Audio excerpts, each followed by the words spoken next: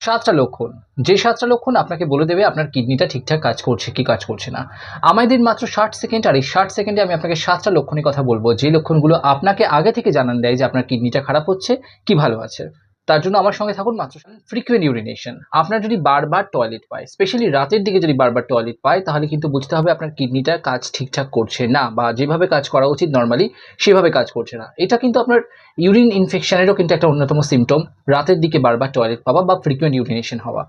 Two puffy আইস বা সোলেন face, মানে আপনার মুখটা এবং চোখের তলাটা দিন দিন ফুলে যাচ্ছে, তাহলে কিন্তু বুঝতে হবে যে সামহাও আপনার বডিতে প্রোটিন লিকেজ হচ্ছে, এবং যেটা কিন্তু আপনার কিডনি ড্যামেজের অন্যতম একটা লক্ষণ। 3. সোলেন লেগস অ্যান্ড অ্যাঙ্কলস, আপনার যদি পাটা এবং গোড়ালির চারপাশটা ফুলে যায় অকারণে কোনো কারণ ছাড়াই, তাহলে বুঝতে হবে যে আপনার বডিতে ওয়াটার ব্যালেন্স বা জলের যে ভারসাম্য রক্ষা করা, জল বা সলিউটস বা খনিজ লবণের মধ্যে যে ভারসাম্য রক্ষা করা, সেটা কিন্তু কিডনি করতে পারছে না প্রপারলি, বা কিডনি ফিল্টার করতে পারছে না আপনি যে জলটা খাচ্ছেন বা নানান জিনিসপত্র আমাদের দেহের, তার ফলে কিন্তু আপনার বডির ওয়াটার ব্যালেন্স বিঘ্নিত হচ্ছে, এবং তার ফলে কিন্তু আপনার পা এবং গোড়ালি ফুলে যাচ্ছে।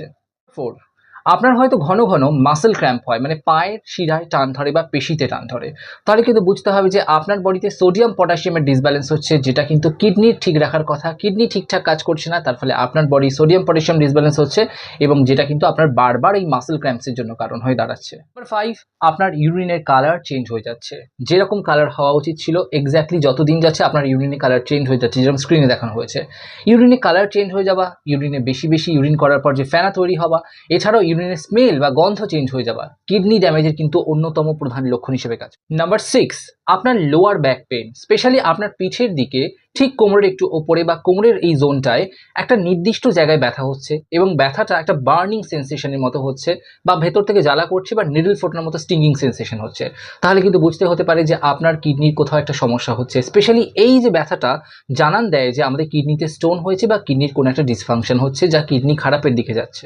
But not the least, high blood pressure. আপনি মেডিসিন খাচ্ছেন, যা যা ওষুধ বা আপনার ডায়েটের দরকার সেগুলো মেনটেন করছেন, তারপরেও আপনার ব্লাড প্রেশার কমছে না, বা নিয়মিত ব্লাড প্রেশার যতদিন যাচ্ছে বাড়ছে। এই ব্লাড প্রেশার বেড়ে যাওয়াটা কিন্তু কিডনি ডিসফাংশনের একটা অন্যতম প্রধান লক্ষণ। তাহলে এই 7টা লক্ষণের মধ্যে যদি 3টেও আপনার দেখা যায়, তাহলে কিন্তু আপনি ইমিডিয়েটলি ডাক্তারবাবুর কাছে যান, নেসেসারি টেস্টগুলো করিয়ে নিন, আগে থেকে সচেতন হন যাতে সিচুয়েশন আরও খারাপ না হয়ে যায়। আর তার পাশাপাশি ডায়েটটা ঠিক করুন, প্রপার জল খান, প্রপার রেস্ট নিন, ব্লাড প্রেশার কন্ট্রোলে রাখুন, সল্ট বা নুনের পরিমাণ আপনার রেগুলার খাবার থেকে যতটা সম্ভব কমিয়ে আনুন, এবং প্রসেস ফুড যতটা সম্ভব কম খান, তাহলে কিন্তু আপনার কিডনি অটোমেটিক্যালি ভালো থাকবে। তাহলে সচেতন হন, নিজের কিডনিটা খারাপ হয়ে যাওয়ার আগেই কিন্তু বুঝে নিন, এবং সেই বুঝে তার নেসেসারি স্টেপগুলো নিন। ভালো থাকবেন, সুস্থ থাকবেন, সচেতন থাকবেন। ভিডিওটা লাইক কমেন্ট শেয়ার অবশ্যই করবেন।